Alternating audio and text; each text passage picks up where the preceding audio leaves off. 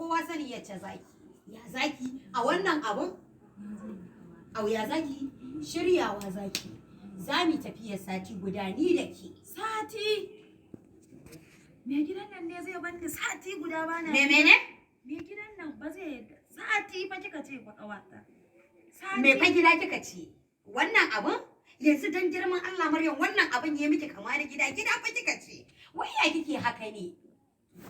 Kike so in Shiryawa zaki. Zan ɗauke ki in kai ki gun malami na. Me gobe in ka je ka dawo idan wata guda zaki.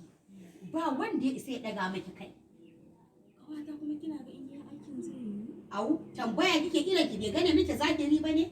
Idan da tambaya kike ba za ki ganna a yanayin yacce kika ganna ba. To tunda kina ki koya gane miki zahiri, ki daina yi mana tattama. Action! Bala. Sai ɗaki kyamara.